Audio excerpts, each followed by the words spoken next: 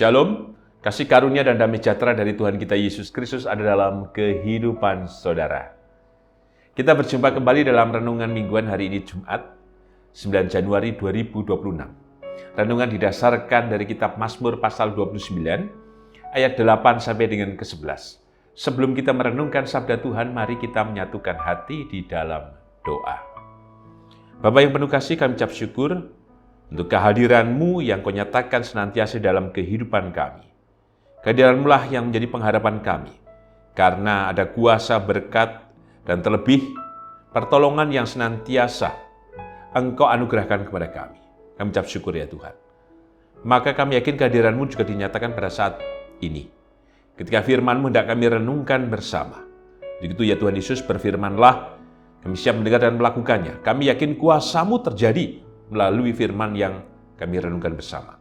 Sehingga kami dimampukan untuk terus percaya dan memiliki pengharapan yang kuat di dalam kasih dan mukjizat-Mu itu. Berfirmanlah ya Tuhan, dan penuhkanlah kami dengan sukacita dan kuasa-Mu ya Roh Kudus. Dan kami mohon ampun ya Tuhan Yesus atas setiap dosa dan pelanggaran kami. Kami sadar kami banyak sekali melakukan dosa.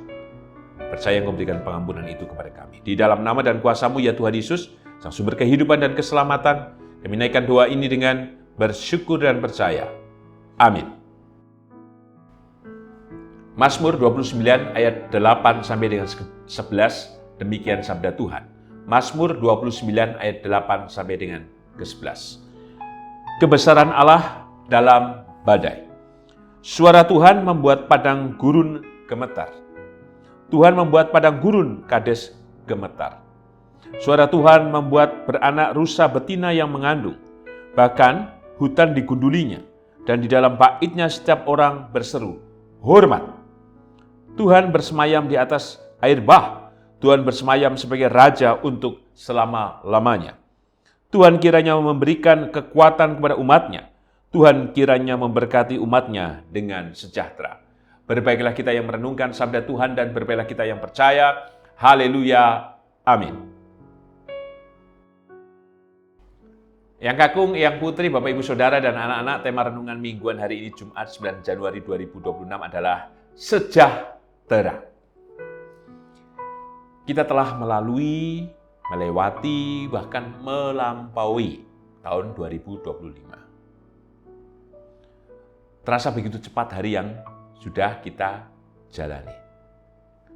Sekalipun begitu cepat, tentu saja ada hal yang tersisa. Apa itu? Itu pendaman memori dalam kesadaran kita. Oleh karena pengalaman, kehidupan yang sudah kita terima dan rasakan.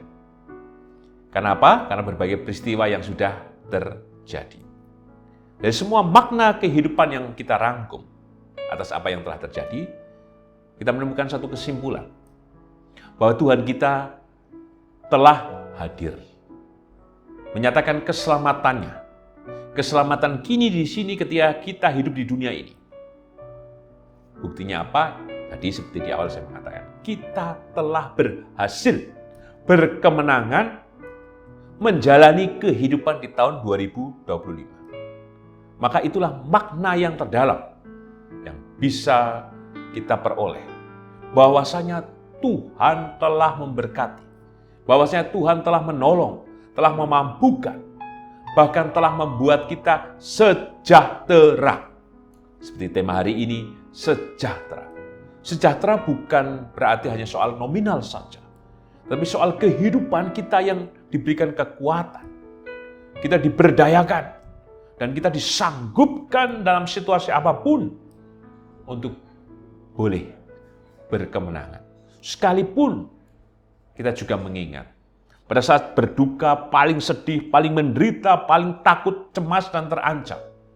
Situasi-situasi itu menegangkan dalam kehidupan kita. Secara pribadi, dalam kehidupan rumah tangga, kehidupan bersama dengan keluarga besar, termasuk dalam kehidupan bergereja. Tapi kembali, kita telah sejahtera, telah dimenangkan, telah dimampukan. Bahkan kuasanya telah hadir menolong kita. Maka teks yang kita renungkan jadi menarik dalam judul perikop, kebesaran Allah dalam badai. Tuhan hadir berarti. Bukan di luar badai, tapi disebutkan dalam. Artinya segenting apapun, dalam keterancaman apapun, dalam ketakutan apapun, Tuhan tidak jauh, tetapi ada dalam badai itu. Untuk apa Tuhan hadir dalam badai? Ya, tentu artinya dalam badai itu tetap ada.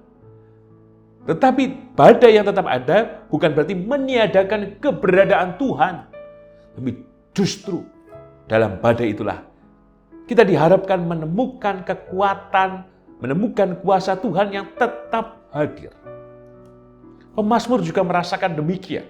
Jika kita perhatikan secara khusus di ayat ke-8 sampai dengan ke-9. Suara Tuhan membuat padang gurun gemetar. Tuhan membuat padang gurun Kades gemetar. Suara Tuhan membuat beranak rusa betina yang mengandung. Bahkan hutan digundulingnya, dan dalam baitnya setiap orang berseru, hormat. Maka inilah menjadi pesan pertama bagi kita semuanya. Suara Tuhan, suara Tuhan, suara Tuhan. Di ayat ke-8 dan ke-9 diulangi kata suara Tuhan. Berarti ada sapaan. Yang bukan sekedar kata-kata, tapi menyangkut kuasa. Maka firman Tuhan dalam Alkitab ini, percayalah itulah suara Tuhan yang bukan sekedar omon-omon saja. Menjadi kuasa yang menjadi pengharapan kita. Khususnya untuk menjalani tahun 2026. Percayalah. Suaranya menggetarkan. Suaranya mengubahkan. Suaranya hadir di padang gurun. Suaranya bisa merombak segala sesuatu. Karena ada kuasa yang bekerja. Maka kata hormat menunjukkan penyerahan, kepatuhan, kepercayaan, dan keteguhan untuk mengikut Tuhan. Maka dalam tema sejahtera dalam pesan yang pertama, mari kita hormat kepada suara Tuhan. Karena suara Tuhan menunjukkan kehadiran Tuhan. Dan kita diundang untuk terus meneguhkan diri, mendengarkan suara Tuhan, dan percaya dalam kuasa dan kasih-Nya itu, sehingga di tahun 2026 kita meyakini suara itu tidak pelan, tetapi keras yang dari Tuhan. Artinya, pengharapan itu senantiasa diberikan Tuhan kepada kita, sehingga kita dimampukan dan disanggupkan untuk merayakan kehidupan di tahun 2026 ini dengan berkemenangan. Pesan yang kedua, mari kita perhatikan secara khusus di ayat 10 sampai dengan ke-11. Tuhan bersemayam di atas air bah. Tuhan bersemayam sebagai Raja untuk selama-lamanya. Tuhan kiranya memberikan kekuatan kepada umat-Nya. Tuhan kiranya memberkati umat-Nya dengan sejahtera. Air bah, bencana dan lain sebagainya bukan berarti Tuhan menarik diri. Tetapi disebutkan bersemayam, hadir. Maka dalam segala resiko kehidupan yang kita jalani di tahun yang baru ini, percayalah Tuhan bersemayam, Tuhan di dalam, Tuhan hadir, Tuhan di tengah-tengah, dan Tuhan bersama-sama dengan kehidupan kita semua. Dalam pesan yang kedua ini, mari kita perhatikan secara khusus. Di ayat yang ke-10, Tuhan bersemayam sebagai Raja untuk selama-lamanya. Maka percayalah, Tuhan bersemayam juga dalam kehidupan kita untuk selama-lamanya. Jangan jauhkan diri kita kepada Tuhan, tetapi rasakan. Ku pandang wajah-Mu dan berseru, pertolonganku hanya dari-Mu. Pertolonganku hanya dari-Mu. Maka mampukan kita untuk berseru. Peganglah tanganku, jangan lepaskan pengharapan kita yang selamanya Tuhan juga memegang tangan kita. Kaulah harapan dalam hidupku, maka marilah kita terus memiliki pengharapan.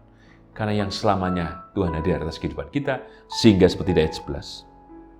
Tuhan memberikan kekuatan menjalani, untuk kita menjalani tahun yang baru ini. Dan kita diberkati.